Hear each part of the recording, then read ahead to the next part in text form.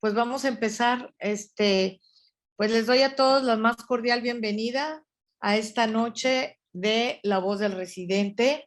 Y pues quiero presentarles a nuestra estrella del día, que es Dané Chávez.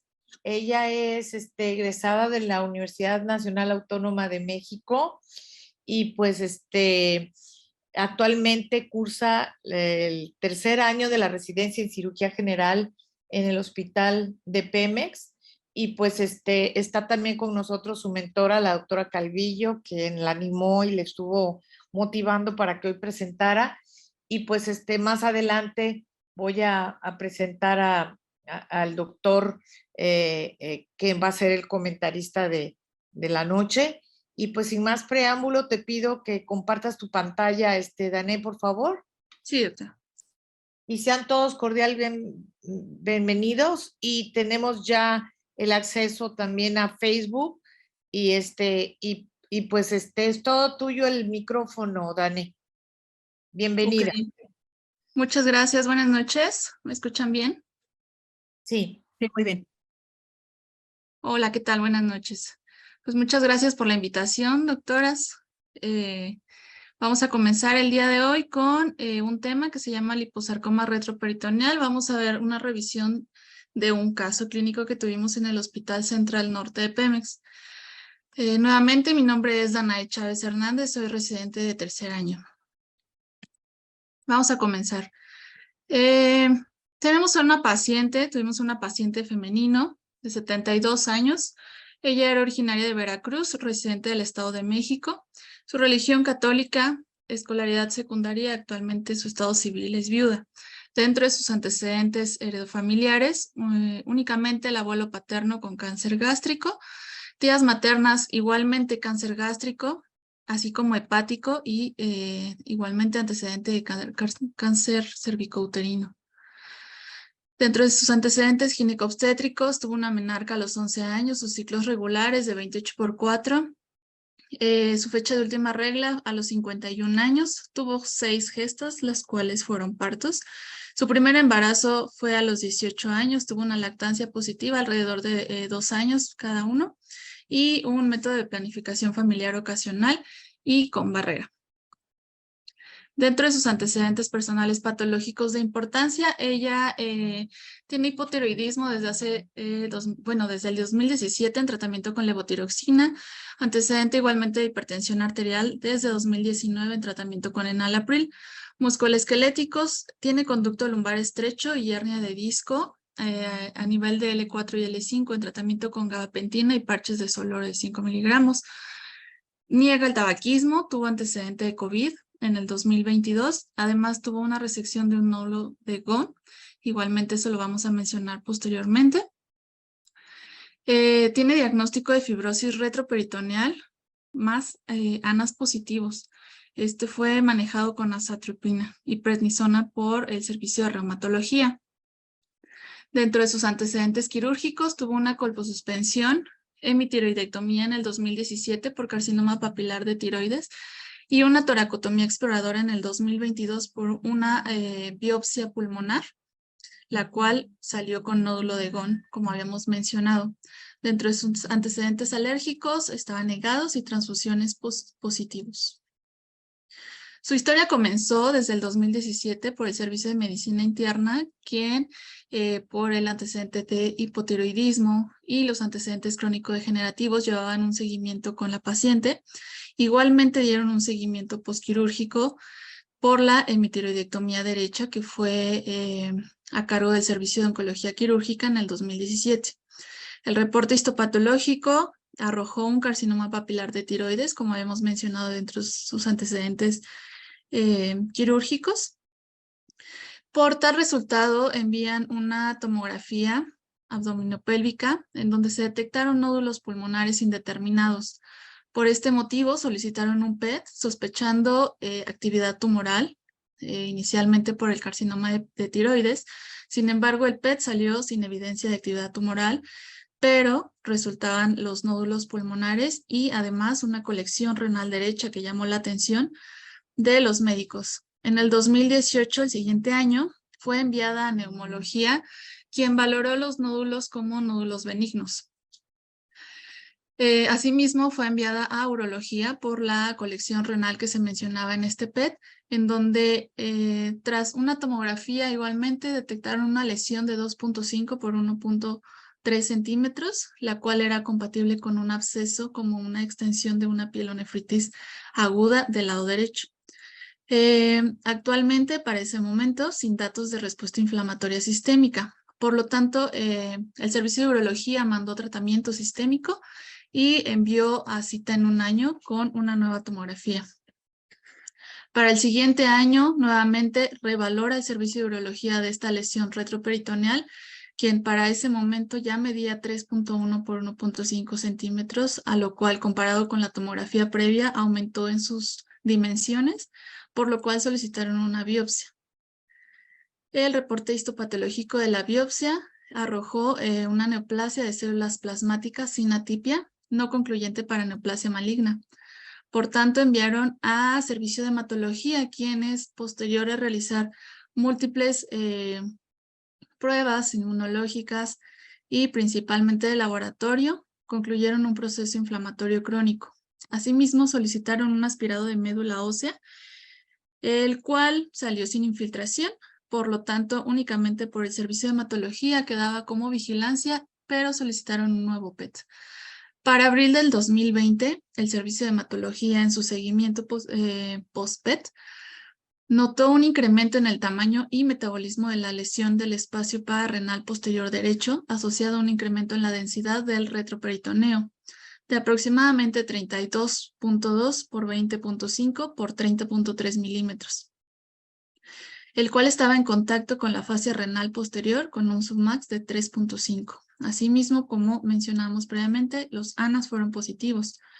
Por lo tanto, enviaron también al servicio de reumatología. Este servicio lo valoró en septiembre del 2021.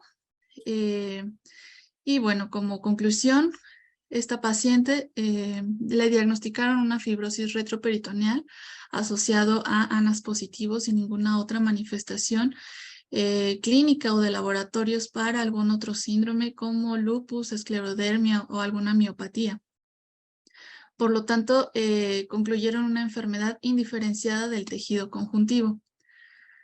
Para el 2022, en su seguimiento con el servicio de hematología, en su exploración física, que es una parte muy importante que, pues justamente posterior, cuando nosotros recibimos a esta paciente, pues es muy llamativa la exploración física.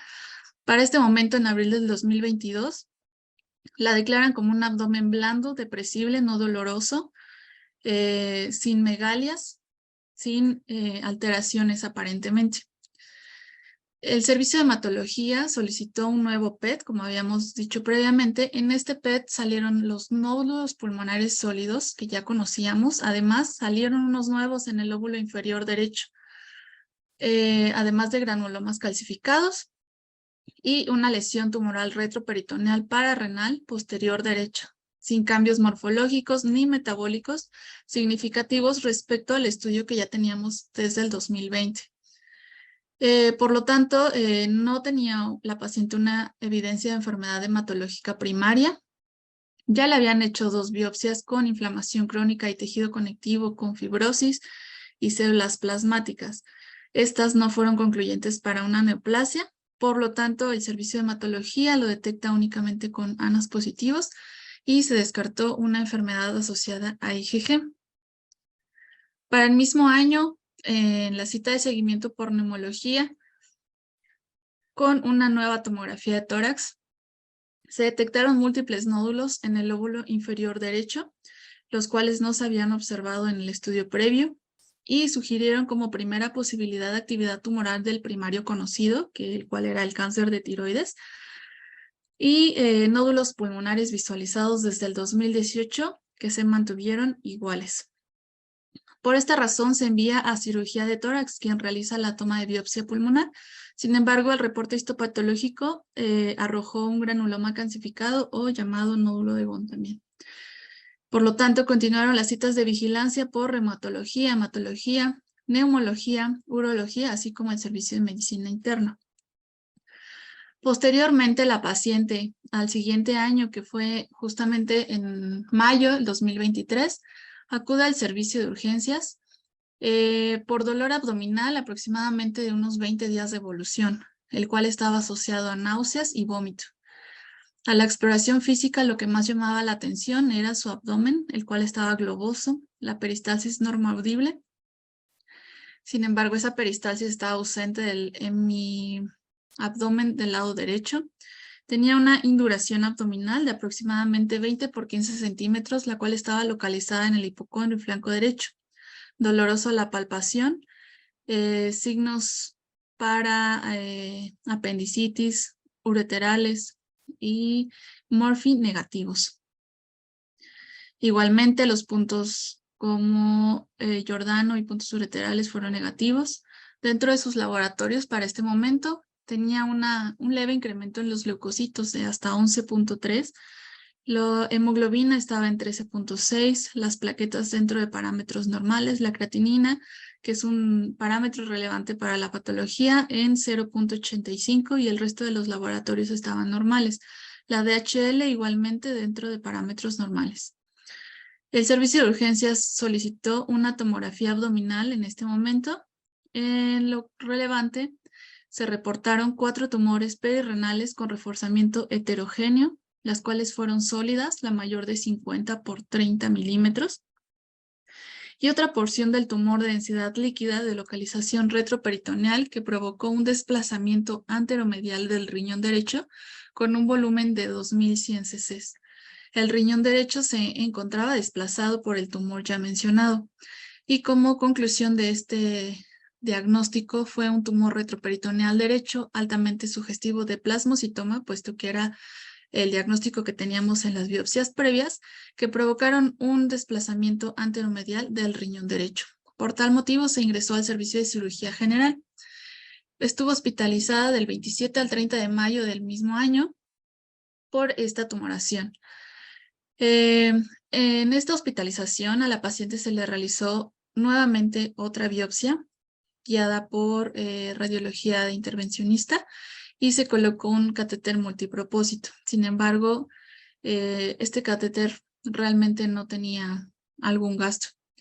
En junio del 2023, por el servicio de hematología, ya después de su egreso de la paciente, dan el diagnóstico del reporte de la biopsia como una neoplasia mesenquimatosa fusocelular grado 1.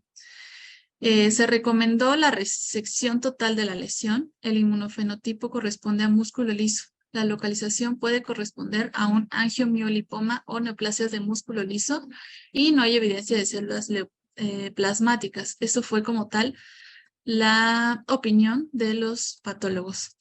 Por lo tanto, la envían al servicio de oncología quirúrgica, en donde se valora y se programa para cirugía. En esta imagen podemos observar cómo nosotros recibimos a la paciente a nivel abdominal, pues claramente a la exploración física es evidente la tumoración que tiene del hemiabdomen derecho, que desplaza los intestinos hacia el hemiabdomen izquierdo. Realmente la peristalsis se encontraba únicamente del lado izquierdo, ausencia de peristalsis de este lado, y pues bueno, la masa aquí que se palpa, la tumoración estaba regular, de unos 20 centímetros aproximadamente, dolorosa a la movilización. A continuación mostramos la tomografía de la paciente en un corte axial. Vamos a poner... Aquí podemos observar justamente del lado derecho, en todo lo que desplaza, esta es la tumoración, aquí está el riñón, y cómo está desplazado justamente hasta la línea media. Todos los intestinos se desplazan hacia el lado izquierdo. Y en el siguiente video podemos nuevamente observar esa tumoración. Aquí medían una densidad aparentemente líquida y aquí estaban unos septos que parecían otros tumores pequeños aledaños. Sin embargo, nuevamente se ve el riñón derecho que está atrapado o desplazado por el mismo tumor.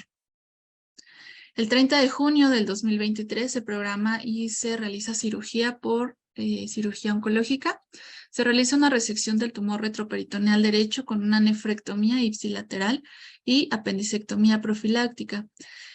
El tiempo de la cirugía fueron de 3 horas 35 minutos. Tuvo un sangrado de 350 mililitros.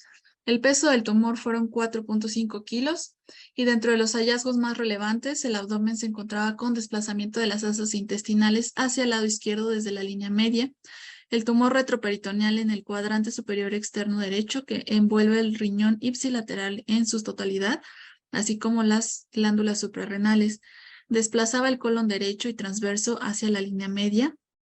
Estaba adyacente al psoas en su parte posterior, así como a la vena cava y la aorta abdominal. Se ligó el uréter derecho para la nefrectomía. Se reseca el tumor en su totalidad, logrando disecar el mesocolon sin complicaciones. El hilio renal se ligó en doble línea y se dejaron hemoclips en el lecho quirúrgico. El apéndice secal se reportaba aparentemente normal. Se realizó apendicectomía profiláctica con técnica de Puchet. La paciente estuvo hospitalizada 5 días, en los cuales la paciente evolucionó favorablemente y se dio de alta. A continuación están unas imágenes de cómo al momento nosotros incidimos sobre línea media y extendimos nuestra incisión en una incisión transversal hacia el flanco derecho para exponer mejor el tumor. Esto fue lo que vimos nosotros al momento de incidir a la cavidad retroperitoneal. El colon estaba respetado, realmente no estaba adherido. Logramos liberar todo el colon ascendente y todo el colon transverso que estaban desplazados hacia la línea media. Igualmente, en la siguiente imagen podemos observar todo el tumor que estaba aparentemente liberando de los intestinos, de todo el meso y del epiplón. No tenía, sí tenía adherencia, sin embargo, fueron laxas y se pudieron liberar. En la siguiente imagen, aquí tenemos nuevamente al momento de hacer una rotación externa de la pieza. En la siguiente imagen podemos detectar más de cerca que el tumor envolvía el riñón derecho. Aquí podemos observar el polo superior del riñón derecho y en esta parte está el uréter derecho, el cual tuvimos que ligar y el riñón se fue con toda la pieza. No se pudo disecar, sería más riesgo el intentar abrir y liberar el riñón, ya que pues el tumor se nos podía perforar. Así salió la pieza completa dentro de toda su cápsula. La pieza pesó 4.5 kilos en total. Se referenció aquí el lecho de la vena y de la aorta, de la vena cava, perdón. Entonces, posterior a la cirugía, en julio del 2023, el reporte histopatológico de toda la pieza fue un producto de resección de tumor retroperitoneal con nefrectomía radical derecha. Y como diagnóstico definitivo fue un liposarcoma, un tumor lipomatoso atípico, con 20% de componente desdiferenciado, constituido por fibrosarcoma y rhabdomiosarcoma. Se clasificó un grado 3 de la clasificación francesa. El tamaño del tumor finalmente fue de 27 por 16 centímetros. Los bordes quirúrgicos tuvieron lesión. Estructuras renales libres de neoplasia y el apéndice secal resultó sin alteraciones. Para julio del mismo año, en el seguimiento posquirúrgico por oncología, dentro de sus laboratorios, lo que más llamó la atención pues, fue la creatinina, la cual aumentó a 1.35. La creatinina previa estuvo en 1.28, la cual fue prequirúrgica, y a su ingreso de 0.94. La urea 31.3 y el bunen 14.6. El diagnóstico definitivo fue un liposarcoma retroperitoneal, etapa clínica 3B.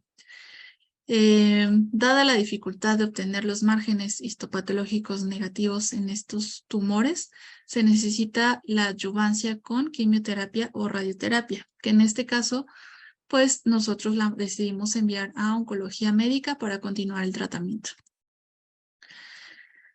La paciente actualmente continúa con seguimiento por oncología médica en tratamiento con 6 ciclos de quimioterapia. Al momento la paciente lleva 3 ciclos y ha estado clínicamente estable, ya no tiene síntomas compresivos, el dolor ha estado tolerable, incluso con los parches de Soloro que ella ya tenía de tratamiento previo, es suficiente.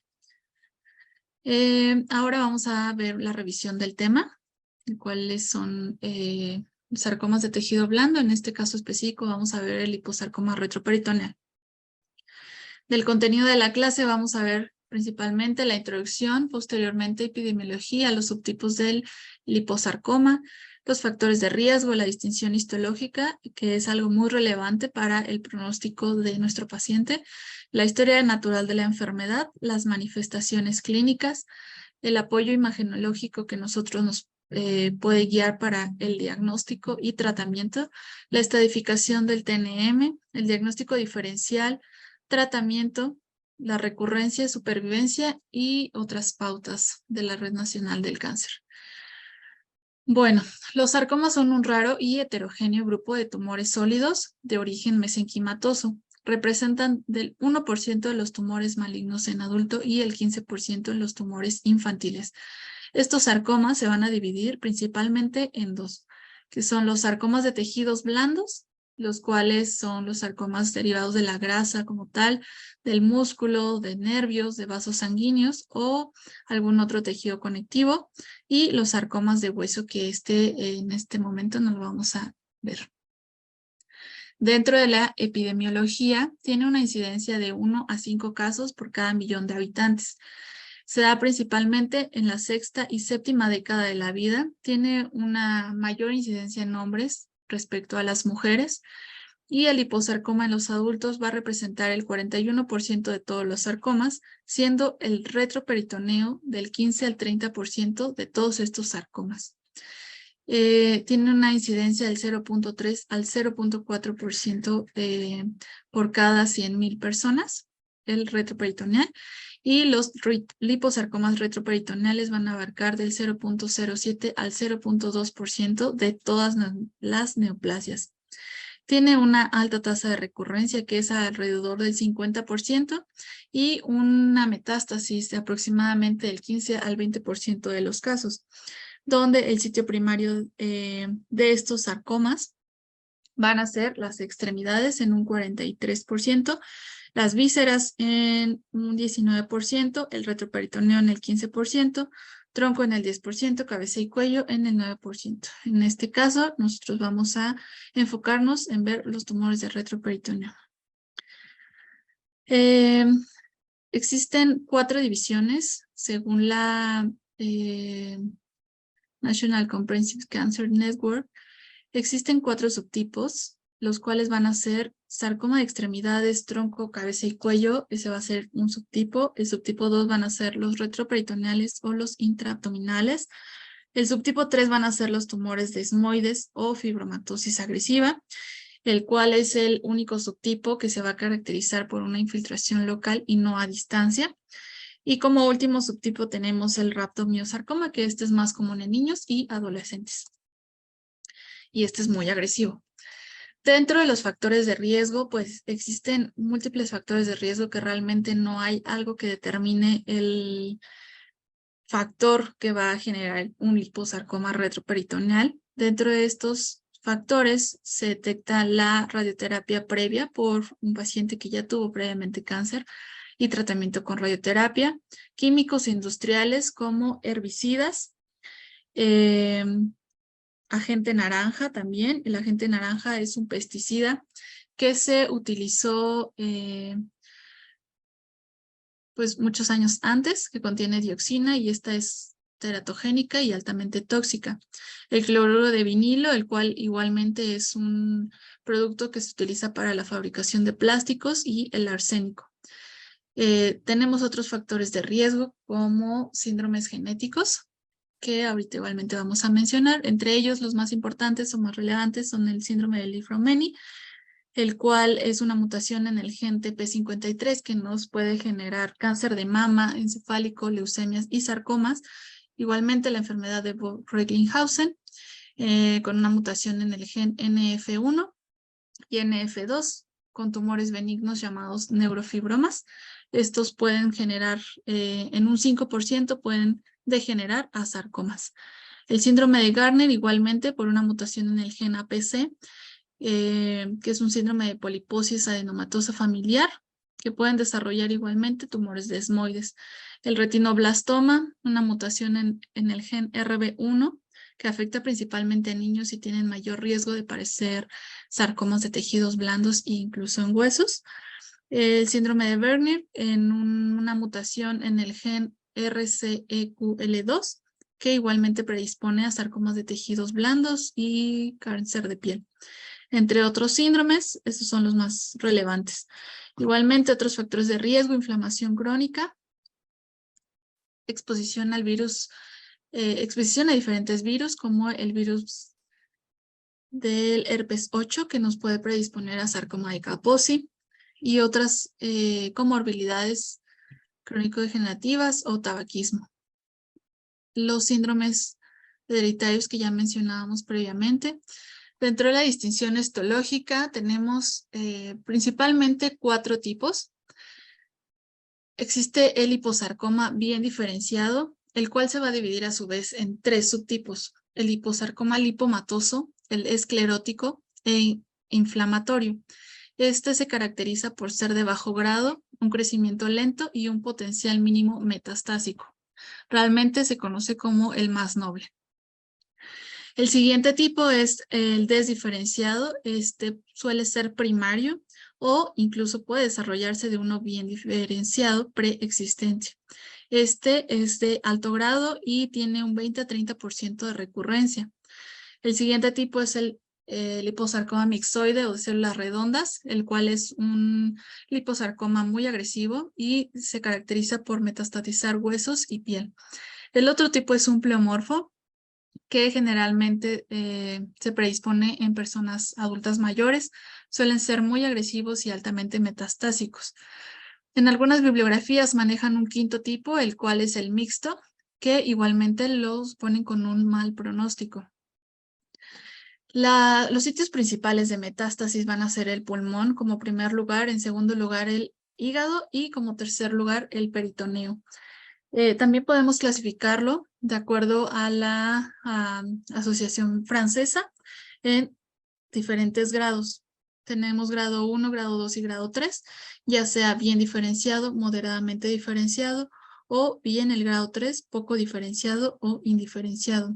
Puede resultar igualmente un grado GX, el cual no se puede evaluar por ser un reporte incompleto. A continuación, hago referencia en 2 bibliografías, los cuales justamente el resultado histopatológico de los liposarcomas bien diferenciados y desdiferenciados. Se hace una comparación. Este es un artículo que se realizó en el 2019, en donde la conclusión es que ambos van a ocurrir en edades de los adultos mayores, el bien diferenciado y el liposarcoma desdiferenciado. Particularmente se van a dar en el retroperitoneo y en las extremidades. El bien diferenciado no va a hacer metástasis y no puede diferenciarse en desdiferenciado. Este se va a asociar con una mayor agresividad clínica, una alta propensión para la recurrencia local y una gran capacidad metastásica en comparación con el bien diferenciado.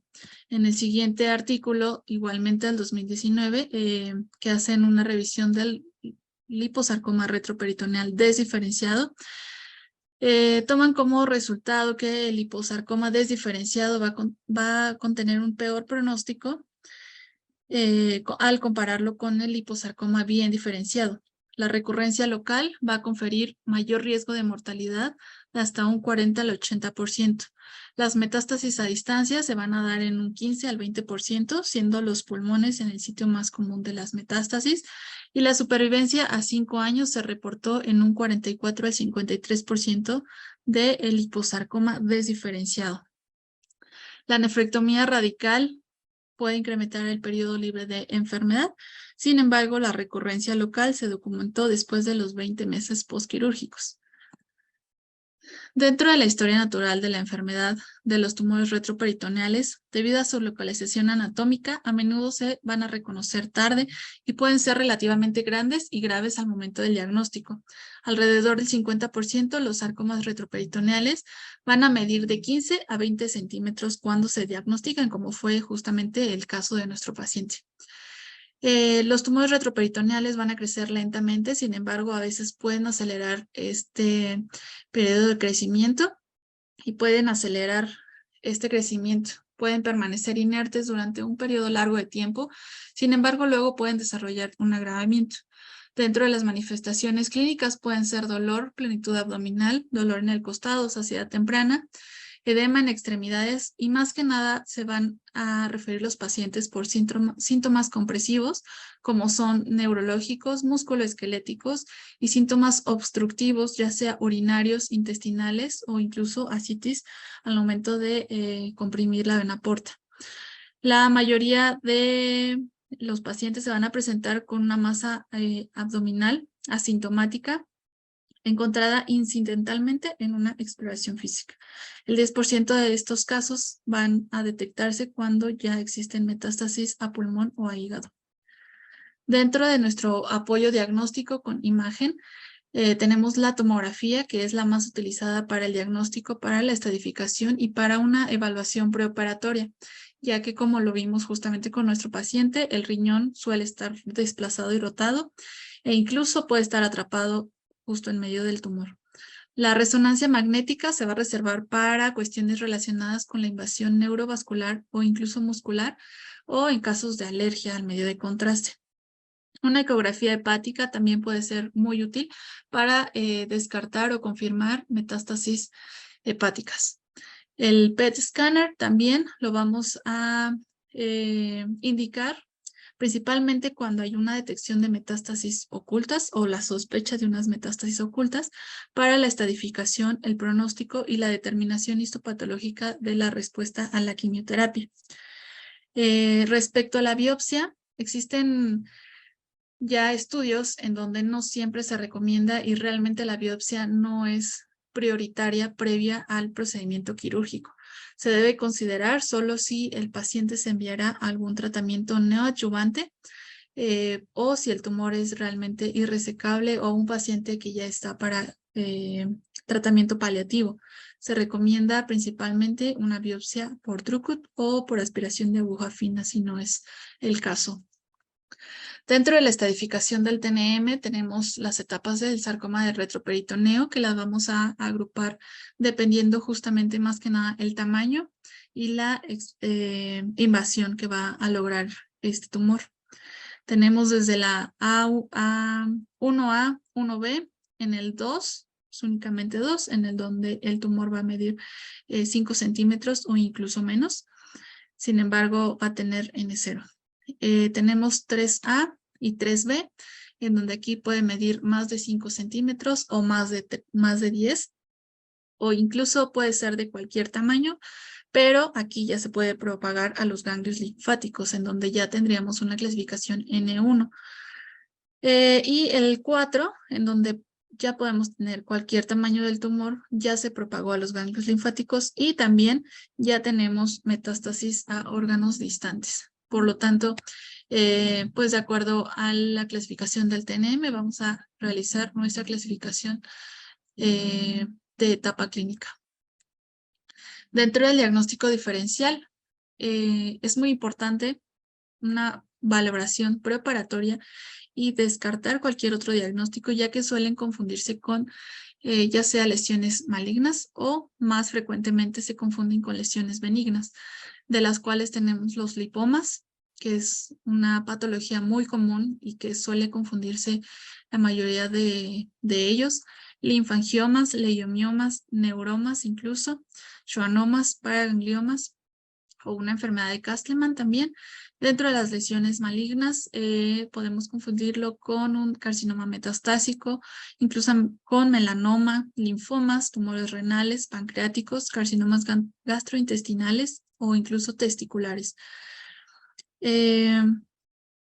Igualmente dentro de nuestro diagnóstico diferencial vale la pena realizar ciertos estudios de laboratorio que nos ayuden a descartar otras enfermedades. Por ejemplo, reporta la bibliografía que la DHL sospechar en un linfoma en el caso de que se obtenga un nivel muy elevado de esta. Incluso la alfa-fetoproteína y la hormona gonadotropina coriónica con un alto nivel igualmente pueden sugerir un tumor de células germinales. Dentro del tratamiento, en el retroperitoneo es mucho más probable que las neoplasias sean malignas. Por lo tanto, se recomienda proceder a una resección sin una biopsia preliminar, como lo mencionábamos previamente respecto a la toma de biopsia preoperatoria. La resección quirúrgica R0 va a ser el tratamiento de elección. Y en caso de que los márgenes sean cercanos, es decir, menores a 1 centímetro o que exista un involucro de estructuras neurovasculares, se tendrá que enviar a quimioterapia o radioterapia, o incluso ambas. La recurrencia locorregional es común, especialmente en tumores de bajo grado. También tenemos la cirugía citorreductora paliativa, la cual puede mejorar los síntomas y prolongar levemente la supervivencia de los pacientes. Los órganos que se extirpan con mayor frecuencia son los riñones, porque ya, como vimos, son los principales involucrados dentro del tumor, el colon, el vaso y el páncreas. El 25% de estos órganos resecados van a tener invasión histopatológica. La radioterapia preoperatoria se reserva para paciente cuyas imágenes iniciales sugieren que la resección pueda no ser factible y cuando no existe, realmente no existe evidencia sobre la radioterapia preoperatoria en una estratificación que sugiera una alta probabilidad con un margen positivo. La quimioterapia y la radioterapia neoadyuvante se puede reservar para un liposarcoma desdiferenciado grande. Recordemos que el desdiferenciado es de los más comunes y más agresivos.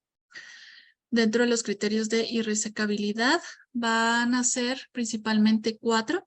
Se hablan de una afectación vascular extensa a aorta, vena cava o vasos ilíacos.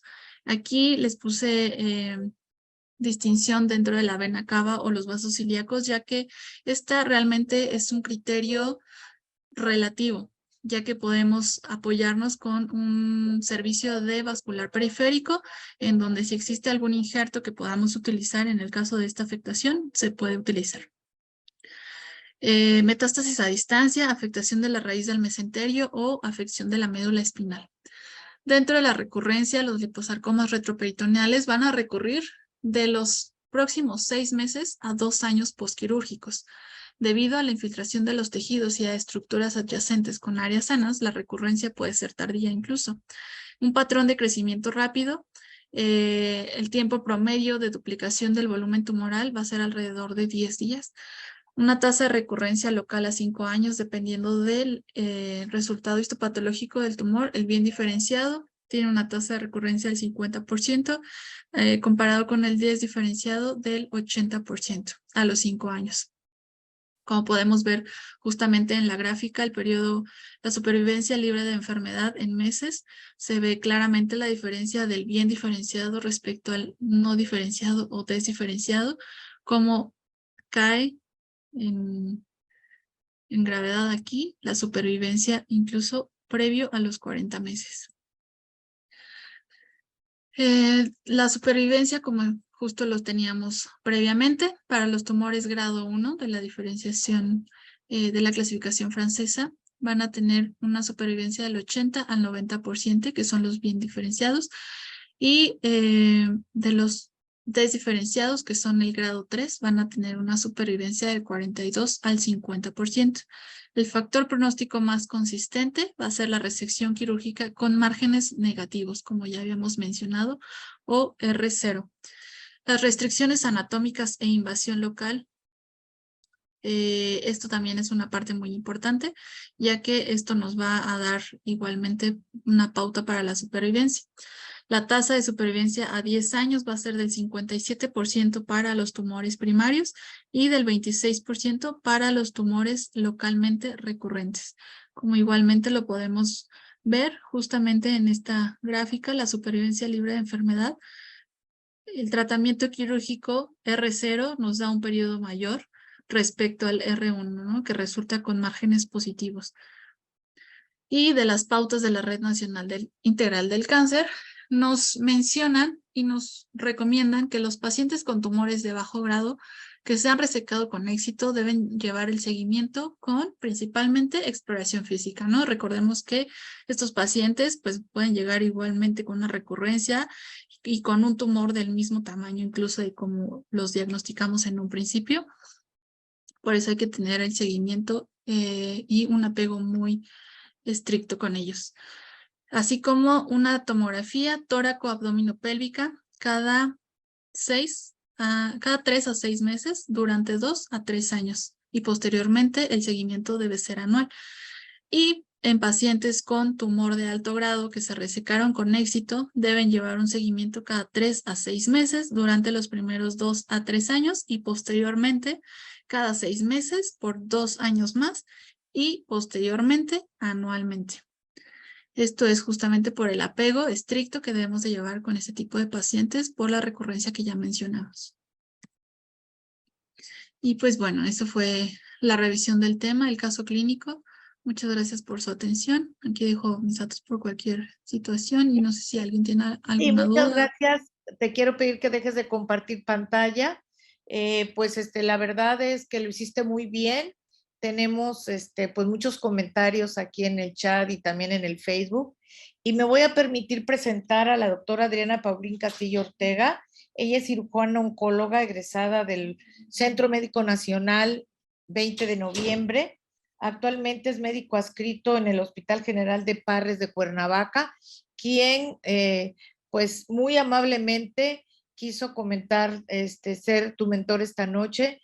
Y pues adelante, Adriana, son bienvenidos tus comentarios. Bueno, pues muchas felicidades por tu presentación, un excelente resumen de todo el tema que en realidad es muy amplio. Entonces, o sea, bueno, finalmente nada más tener como ciertas consideraciones con respecto a este tipo de neoplasias. Finalmente, bueno, como lo mencionaban, que la mayoría son asintomáticas y la mayoría ya se pueden encontrar cuando ya los tumores son de gran tamaño, incluso involucrando algunas otras estructuras y muchas veces dando sintomatología, bueno, propiamente por la compresión de estas estructuras. Que el tratamiento principal idealmente es la resección amplia y tener los márgenes negativos. En este caso, bueno, las biopsias solo van a estar recomendadas en el caso de que tengamos criterios de irresecabilidad, con lo cual únicamente necesitamos el diagnóstico para poder mandar a los pacientes a quimio, radioterapia y bueno, posteriormente valorar si se puede, si se puede realizar la resección completa. Entonces, finalmente, bueno, el tratamiento angular de este tipo de neoplasias, en dado caso de que podamos tener un margen negativo, siempre va a ser la cirugía. Y esto incluyendo que tengamos que realizar una resección de colon o alguna otra resección de algún otro órgano con el objetivo de que nuestro paciente quede libre de enfermedad. De igual forma, bueno, considerar que justamente lo que mencionaba la doctora respecto al seguimiento es muy importante, ya que este tipo de neoplasias tienen un riesgo de recurrencia muy alto, a pesar de haber realizado una cirugía completa y de haber realizado una resección completa. Yo creo que, bueno, es un tema muy, muy interesante, muy amplio y pues muchas felicidades nuevamente. Gracias.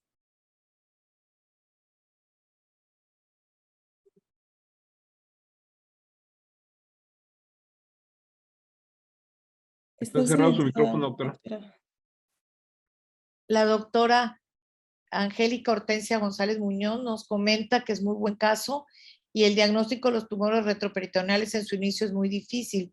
Sin embargo, en toda lesión tumoral abdominal debería realizarse una exploración física exhaustiva que incluye poner al paciente una posición adecuada y la tumoración se palpa su localización, y si es lesión tumoral no se palpa en retroperitoneo. Muy buen caso. También la doctora Karina Sánchez nos está felicitando, que un gran caso. Y pues algo muy importante, hay una pregunta de Jaime Valles que ese es para ti, Dané, que dice qué diferencia hay entre sarcoma y cáncer. Justamente como lo mencionamos en un principio, el sarcoma es un tipo de tumor que se puede dividir ya sea sarcomas de tejidos blandos o tejidos duros, que en este caso es el hueso. El cáncer es más que nada puede abarcar cualquier tipo de tumor en cualquier parte del cuerpo. Y los sarcomas son específicamente una degeneración ya sea en tejido blando, como lo vimos en este caso, o en hueso. Sí, también tenemos aquí a su mentora, también a la doctora Teresita del Niño Jesús Calvillo. No sé qué quieras comentar en relación al diagnóstico. Creo que la paciente había dado, ya teníamos unos foquitos rojos ahí al principio que creo que faltó un poco, como dice la doctora González, un poco de un esfuerzo para diagnosticar un poquito más a fondo. Luego no sé si Adriana quiera comentar en algo en relación a eso. Sí, buenas noches y muchas gracias por la oportunidad, doctora. Muchas gracias. Sí, fíjese que desde el 2017, cuando ella empezó con su cuadro del dolor y a veces manifestaba síntomas digestivos, a veces por el problema de tiroides, a veces por problemas de neumopatía, etcétera, eso como que nos distrajo para llegar al problema. Entonces, de repente, llega a urgencias después de 6 años. En mayo llega a urgencias con dolor y lo aborda cirugía general, pero ya se palpa una masa gigante. Entonces, yo lo que hice, así fue la evolución. Y por eso era muy importante pegarnos a ese caso de tantos años, de que era una paciente conocida, multitratada y algo todavía distrajo la situación real. Entonces yo por eso le insisto a los pacientes, a mis residentes, que nos pegamos a los pacientes, que sepamos palpar, porque yo creo que esa fue la clave. Esa fue una bolita que se hizo que parecía un embarazo. Eso fue muy gravoso en una semana. Y aparte, bueno, eso es en cuanto al diagnóstico. Nosotros como lo abordamos es en urgencias que nos llaman por dolor abdominal o por una masa. De inmediato hacemos todos los laboratorios, toda la batería de laboratorios, la tomografía que se puede hacer urgente en el mismo turno. Bueno, si también si está disponible el aparato, y luego ingresarla al servicio. Al otro día, los que son martes o jueves, se realizan por rutina los marcadores tumorales y después, pues ya se presenta al servicio de oncología. Pero casi siempre nos piden la biopsia, pero como era tan evidente, entonces de inmediato lo abordaron. Sí se había hecho una biopsia por punción, por intervencionismo, lo hizo el radiólogo, nada más que se dio cuenta que dio escaso material y era muy gelatinoso y no fue demostrativo. Entonces por eso aceleramos todo lo demás. No tenemos resonador, pero con lo que se obtuvo, el oncólogo nos pudo apoyar para operar a la señora. Sí, aquí sí quiero tomar en cuenta porque ya en sesiones previas de sarcomas habíamos como que dejado muy claro que no se requerían biopsiarlos, sino que lo indicado, ¿verdad, Adriana? ¿Qué opinas de esto? Pues nuevamente, en realidad, o sea, no se recomienda tanto realizar la biopsia como en realidad sí no nos va a aportar realmente como alguna diferencia. Pues nuevamente, o sea, en dado caso de que por imagen nosotros consideremos que sea resecable ese tipo de tumor, o sea, lo ideal es llevarlo a la paratomía exploradora a realizar la resección completa. Y solo en el dado caso de que nosotros consideremos que no se va a poder resecar, en ese caso sí está recomendado realizar la biopsia incisional que justamente quede dentro del campo de la radioterapia para que podamos radiar propiamente toda la lesión. Sí, aquí la doctora Angélica Hortensia González Muñoz insiste, y creo yo que también estoy absolutamente de acuerdo, que no debemos dejar la oportunidad de revisar bien a los pacientes.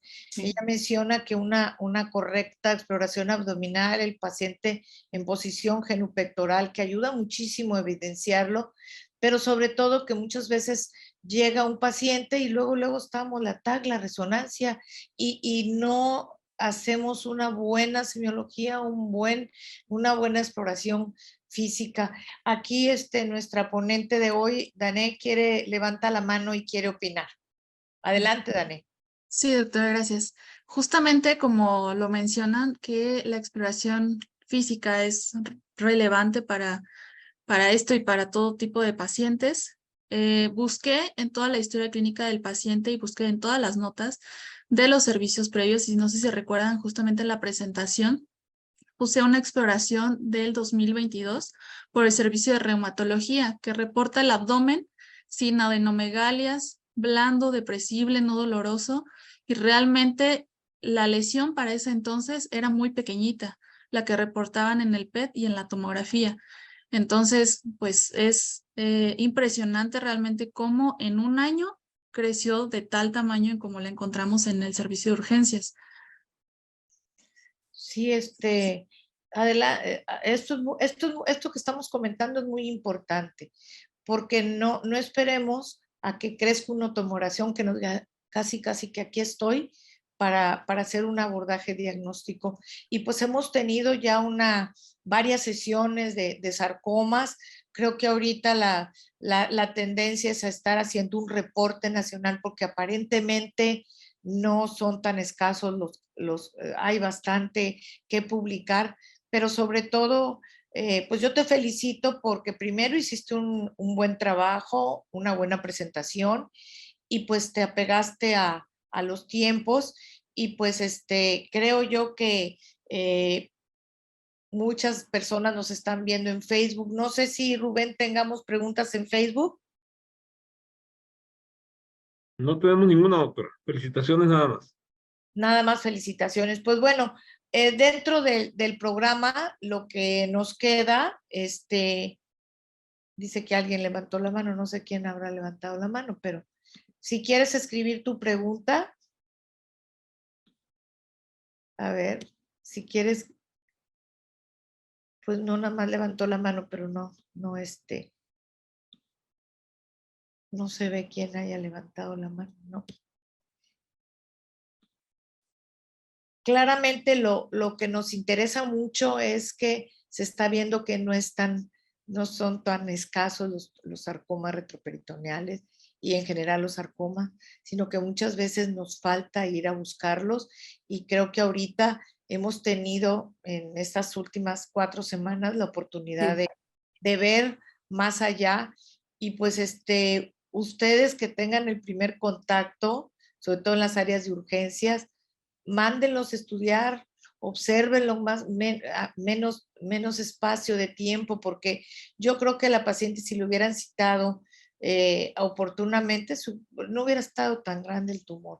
Pero a mí me ha tocado, sobre todo, tumoraciones de ovario, que las mandan a veces hasta el psicólogo porque tiene estreñimiento y no le pusieron la mano encima a la paciente. Y como dice la doctora González, es como que súper importante no dejar pasar la exploración física completa. Pues me gustaría que primero la doctora Castillo, luego la doctora Calvillo y la doctora Dané al final nos dieran un mensaje para la audiencia y dar terminado el programa. Bueno, pues nada más, recordar y más bien tener siempre en consideración ese tipo de diagnósticos, justo como lo mencionaba la doctora Elenita, no esperar a que sea algo de tan gran tamaño, así ya tenemos la sospecha, bueno, darle un tratamiento oportuno y darle la oportunidad al paciente de que tenga una mayor sobrevida y una mejor calidad de vida. No. Muy bien, Teresita, ¿algún comentario? Sí, muchas gracias. Bueno, primero felicitar a la doctora Dana porque pues se aplicó mucho, y yo le estuve insistiendo muchas veces porque fue un caso muy raro y muy importante para el servicio porque estábamos todos involucrados.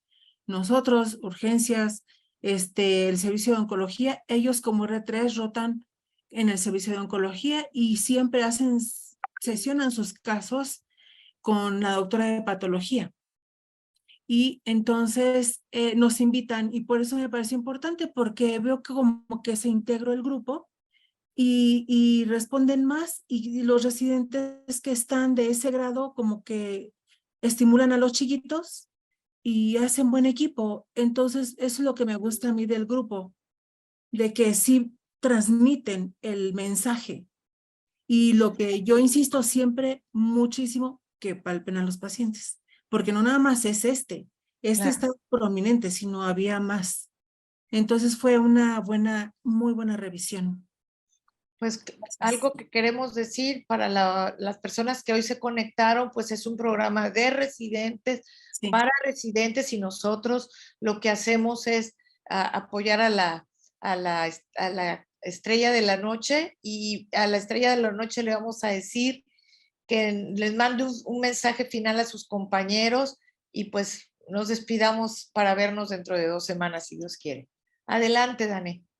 Gracias. Bueno, primero que nada, pues agradezco la invitación. Agradezco justamente a la doctora Elena, a la doctora Adriana por sus comentarios, igualmente a la doctora Tere, pues por estarme insistiendo y llegar a este punto, al doctor Monroy, que incluso también está involucrado en el caso y fue el cirujano de este caso, y que pues aprendimos mucho también con su rotación. Como comentario respecto al caso, pues vimos que es un diagnóstico realmente difícil de detectar en etapas tempranas y que la exploración física en este paciente y en cualquier otro paciente va a ser indispensable. Tanto la historia clínica, tenemos que abordar bien los antecedentes de los pacientes, la sintomatología de los pacientes, cómo ha evolucionado esa sintomatología y justamente la exploración física, que debemos de enfocarnos y debemos de pensar en 1000 cosas. Si nuestra cabeza no lo sospecha, pues no lo vamos a imaginar jamás, ¿no? Entonces, tenemos que tener diagnósticos diferenciales, como los mencionamos, y debemos de leer, de conocer y pues de estar atentos a cada uno de nuestros pacientes porque cada uno es distinto. Y justamente si ¿Vas a nosotros... presentar el caso en algún congreso? Sí, doctora. Bueno, Igualmente planeaba presentarlo en un cartel. perfecto. Pues Sí. bueno, yo lo que quiero comentarles es que se animen, estamos abiertos a que presenten sus temas los residentes, y pues desde luego que la doctora Calvillo quiere decir algo.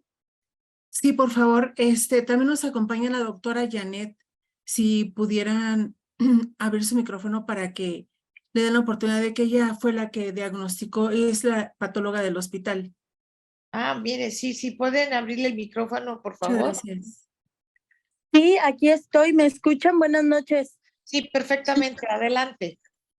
Ay, buenas noches. Pues muchas gracias a la doctora Calvillo y a Danae por llevar nuestro caso. Es uno de los casos que afortunadamente pudimos presentar y trabajar en conjunto con Calvillo. Entonces, pues muy agradecidos también por la participación y el espacio que nos dieron. Les pedimos de todo corazón que nos veamos en 2 semanas, pero además que tengan la oportunidad de mandarnos 2 casos para ir viendo, y asimismo les confirmo que ya el doctor nos mandó todo lo de las sondas para colocación de las sondas pleurales, para que lo tengamos, y nos hizo favor de mandarlo, ya se va a subir a las redes también. Y pues a las personas que se conectaron tarde pueden ver la presentación a partir de mañana en lo que es La Voz del Residente. Y pues muy buenas noches y nos vemos en 2 semanas, y anímense. Hasta luego. Muchas gracias. Hasta luego, muchas gracias.